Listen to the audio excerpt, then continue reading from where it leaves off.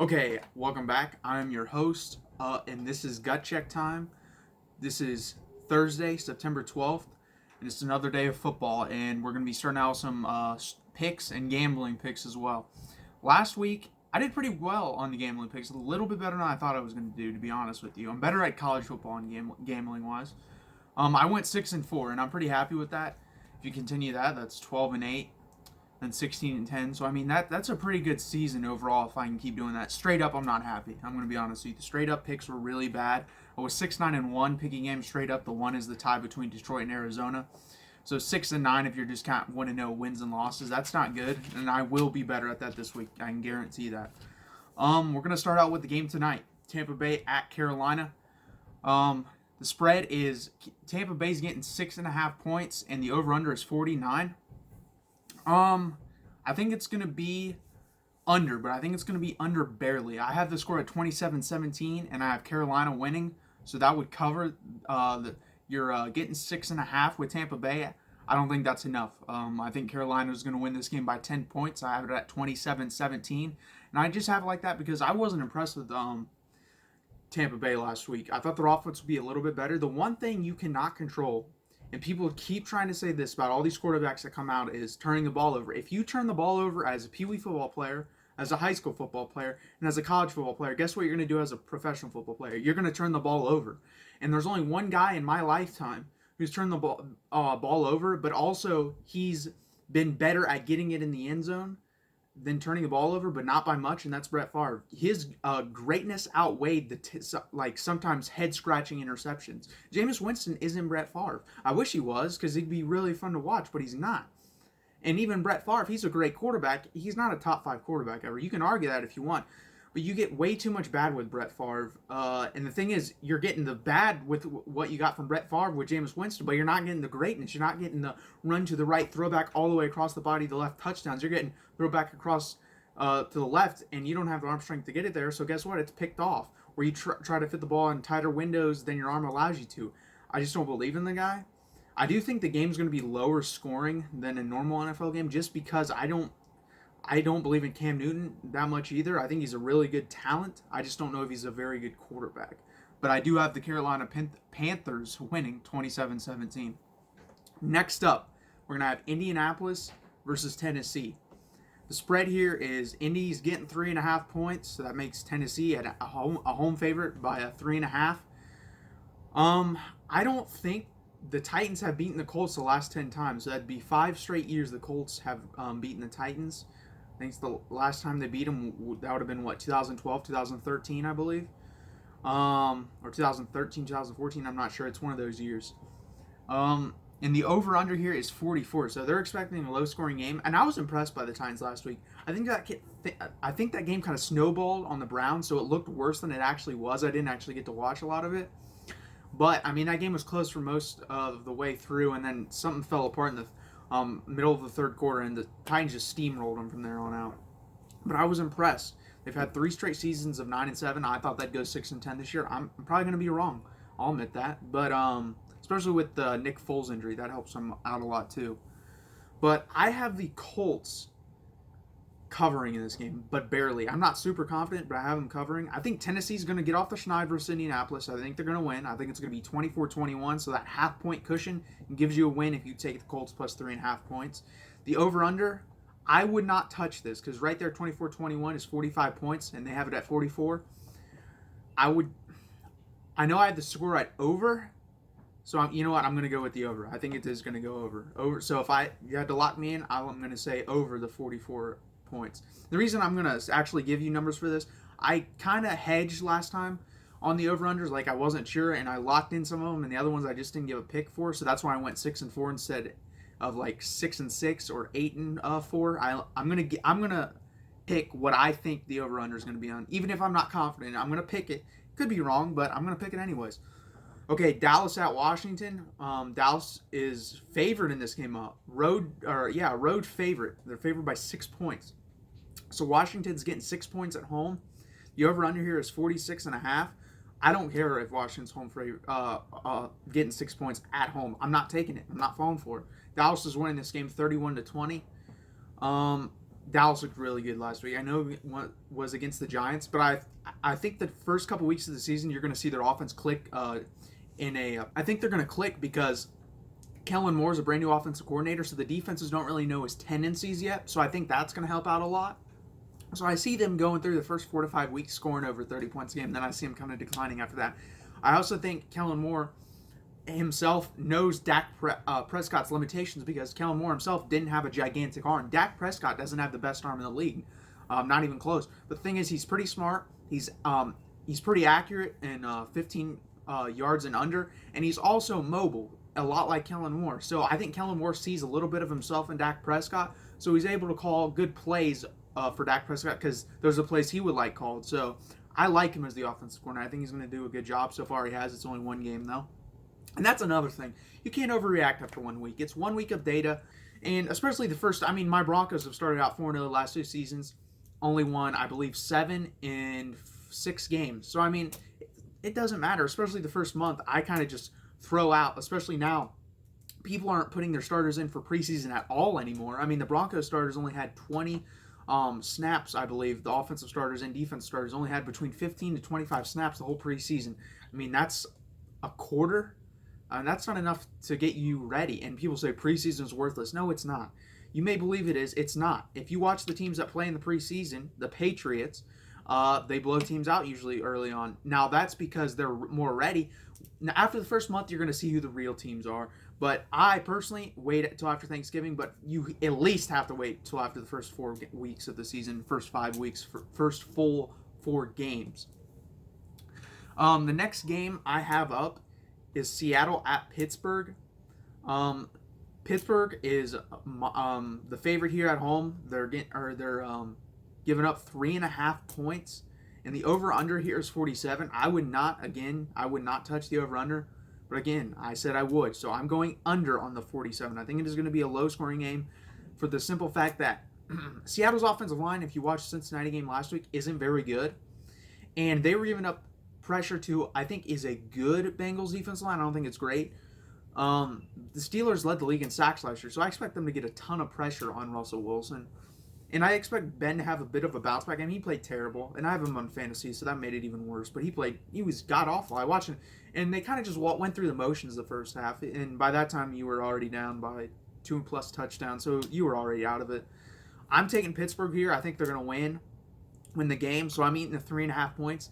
I think they're going to win this game 26-20. So I'm taking Pittsburgh minus 3.5, and I'm going under on the over/under of 47. Though that's pretty. I wouldn't put my money on it, but you held my feet to the fire. I'm taking the under on 47. Okay, next up we have a divisional rivalry: Minnesota at Green Bay. Green Bay coming off the win in Chicago. Their defense looked very good. And we're going to find out. People are saying, well, the Bears' offense looked really bad. Well, maybe Packers' defense is really good. We just don't know that yet. Again, overreactions after week 1. I don't listen to it. I think it's BS. But I do believe I had Minnesota a little bit underrated. I had them at 9-7. I think they're going to be better than that. And you say, well, it was just you just said it was just week 1. What can you say? I saw something from Dalvin Cook I haven't seen with him in the NFL yet. Explosiveness. He has not, after that ACL injury his first year, his second year, he wasn't that explosive. He looked explosive after a whole year from recovery from that ACL injury. He looked very good, and that's a whole new dynamic he brings to the offense. So I'm taking Minnesota +3 here. I think they win this game pretty easily because I think their defense is pretty close to Chicago's level. I know, and their offense is better. I mean, Kirk Cousins, I don't think he's a great quarterback. He's better than Mitch Trubisky, and I think they have more weapons on the offensive side of the football. So I have them winning this game 24-13, and the over/under here is 44, which is very low over/under, and I'm going under. I think it's going to be a low-scoring game. Like I said, 24-13, so that makes it 37 points. So I'm taking the under there. Next game, rematch, NFC Championship game of last year. The no call that wasn't. New Orleans at the Los Angeles Rams. New Orleans is getting 2 points here, and I love it because I'm taking the Saints to win this game. I think it's revenge. I don't believe in revenge that much. But if this game was later in the year, I'd probably take the Rams because, I'm sorry, I don't see I can carry that much of a grudge versus the officials or a team 12 to 14 weeks in the season if they're playing them somewhere on there. But 2 weeks, you can. 2 weeks, this game was right on their radar from the beginning of the season. I wouldn't even be surprised if they were thinking about that versus Houston. I can't wait to play Los Angeles. Can't wait to play Los Angeles. We're going to beat them. and I think they're going to. I think they're going to beat them 31-24. They're getting the 2 points, so that's plenty enough, especially if they're getting the win. And the over-under here, I'm going. The over-under here is 52, and I'm going over. I think it's going to be a high-scoring game. Two really good offenses, and the Rams lost a couple of players on defense. The Saints didn't really lose anyone on defense, but I just feel like Rams offense in LA, even though I wouldn't be surprised if there's more New Orleans fans there, I think they have enough weapons to beat up the Saints just a little bit. But I do have the Saints winning this game 31-24. So, and the over-under is 52, and I'm going over. So let me recap that. I have Carolina minus 6.5, over-under on the 49. Indianapolis, Tennessee. I have Tennessee minus 3.5, over-under is 44, and I'm going under. Dallas at Washington. I'm taking Dallas minus 6 at Washington. Over-under is 46.5. I'm going over. Pittsburgh, or Seattle at Pittsburgh. I'm taking the Pittsburgh minus 3.5. Over-under is 47. I'm taking the under. Minnesota at Green Bay. I'm taking Minnesota plus 3. 24-13 will be the final score. Over-under is 44. I'm taking the under on the over-under, which is 44. Under on that. New Orleans at Los Angeles. I have New Orleans plus 2, over on the over-under of 52. So that recaps those picks. Now let's run down the rest of the NFL schedule real quick. Chargers at Detroit. I'm taking the Chargers in this game. I wouldn't be surprised if Detroit wins this game, though, but Detroit's second half meltdown last week was pathetic. It really was. I didn't see much from Arizona that told me they're going to be any better than I thought they'd be, and I believe I had them at 3-13. And I'm confident. Those are probably the two most confident picks I had from the preseason. I believe I had Arizona at 3-13 and Detroit at 6-10. I'm pretty confident in both those now. But I'm taking the Chargers to beat Detroit at Detroit. Buffalo at the Giants, upset. I'm taking the Giants. I just think the Giants have to find a way, and I think they will, to win 3 or 4 games. They have talent, and no team this year other than Miami has a chance of going 0-16, and Miami has a real shot because their team is pretty pathetic. So I'm taking the Giants in the upset versus Buffalo at home.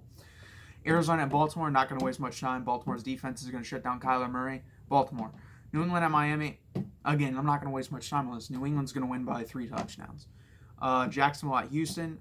Good game. Would have been better if Nick Foles didn't get hurt. But I'm interested in what Gardner Minshew does. I still think they have a chance. He came in, I believe he was 21 of 25 or 20 of 25 versus the Chiefs when he came in. So that's very good numbers. Let's see if we can keep that up. But I'm taking Houston at home off the loss to New Orleans, which they should have won that game. I don't know what they were doing on defense at the end there, but they definitely should have won that game.